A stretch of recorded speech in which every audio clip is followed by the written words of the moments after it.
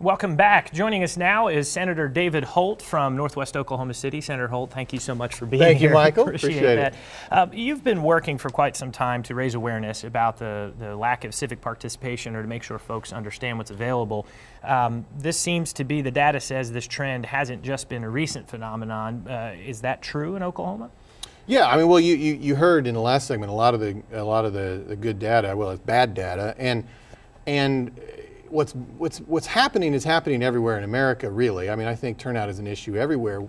What's embarrassing is that we're among the worst. Even though it's happening everywhere, we're truly redefining low turnout here in Oklahoma. And we're a patriotic state, you know. We've got military bases. When we go to war, this is the place that sends those boys first, you know. And to the idea that we're not taking advantage of the liberties and choices that those people are fighting for is very disappointing and very embarrassing, and I think we've got to talk about it. So to me, I've been trying to start that conversation for months now, and I think this week we rolled out 10 pieces of legislation at the Capitol that, you know, bring it to another level and make it more real. And now we're really trying to put out there, look, there's a role for policymakers in improving this situation. There's other players at this too. I mean, citizens, the media, there's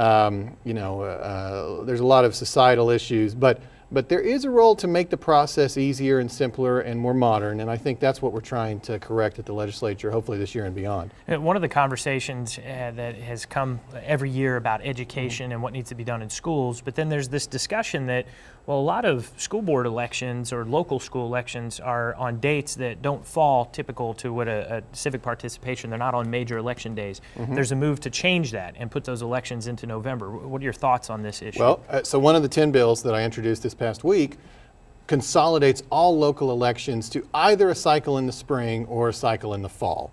Some have suggested moving it all the fall. I'm trying to find a middle ground and have them at least have one option in the spring. But right now, I mean, this is a great example. We're living it right now. Here in Oklahoma City, school board elections are about to occur in February, and then we're going to turn right around in March and we're going to vote on city council elections. There is no rational reason why we should have local elections every single month.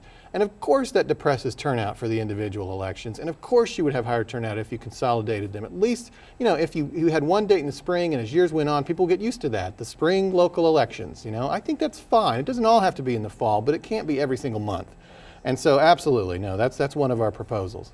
So one of the questions that always comes up when we talk about elections and voter registration and everything is a concern about fraud. And I know Colorado, there's about 2 or 3 other states that do all online mail-in ballots. All mail, yes. All mail and MAIL. Yeah, and they're not, they're a little worried about some of the fraud that could be available through that.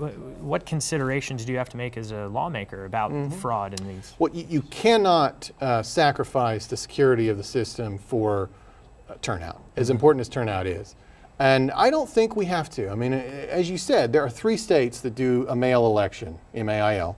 So obviously people have found a way to work through those and find a place that they think is, where the security is satisfactory. I mean, I don't think people in Washington, Oregon, and Colorado are any more interested in a fraudulent election than we are.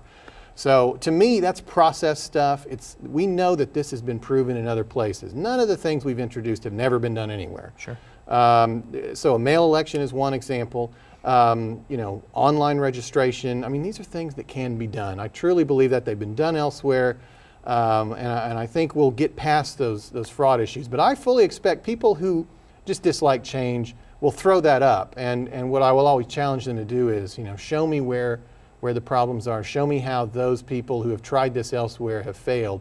And I think ultimately we'll win that argument. But I understand that some of these are big ideas, and it's going to take a little time for people to get their minds around it. So help our viewers understand, you've now campaigned for office a few times, you're knocking doors, you're meeting with groups. What kind of response do you get typically? I mean, are folks energized and looking toward elections, or do you feel like you have to get the public engaged and paying attention to here's the shame of the current reality. When you run for office, first of all, you mark independents off your list because they're not going to participate until the point at the general election, when for most of us it's irrelevant. In fact, I never even appeared on a general election ballot. I've only been in primaries. So then you knock them off their list, even though that's a significant part of the population. You probably knock off the other party because in my case, you would. I never have been on a general ballot, so I don't care if you're a Democrat. So then I look at just Republicans, and then amongst that I look at just the people who regularly vote. And so I represent 78,000 people, but when I was elected in 2010, only about 8,000 people were part of that decision. You know, I don't like that. That doesn't make me happy. That's the problem here. And to sum this all up, I mean, this is you know, the future of this experiment that we've been trying for 225 years depends on some level of participation. And 29%, what we had last November, is not going to cut it. This thing collapses if those trends continue.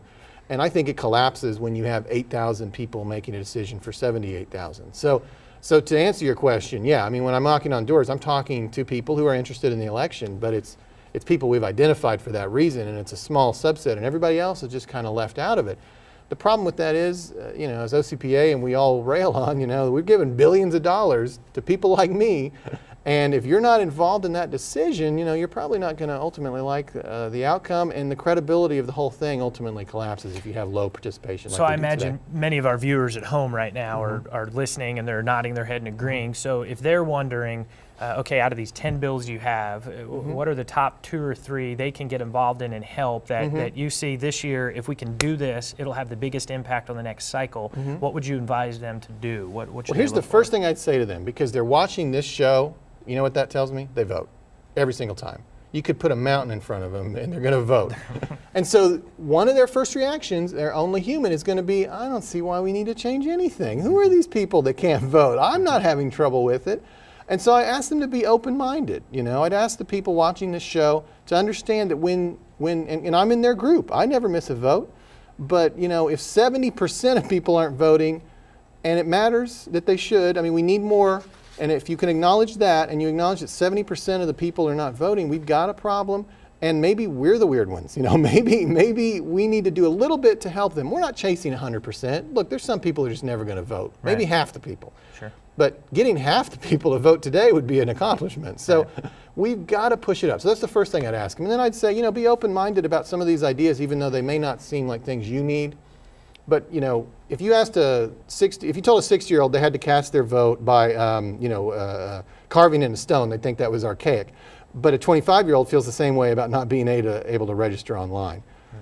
Think like a young person, think like a little outside of your box, and understand that we've got to do some things to meet the needs of a larger populace than just ourselves. Well, Senator Holt, thank you so much for being here, and thanks for everything you're doing on this issue. Good luck this session. Thank you, Michael. Well, the Electoral College has been around since the founding of our country, but could that mean that's what's leading to low record voter turnout at the polls? Well, some are saying yes, but the others say not so fast. We'll discuss both sides when we return.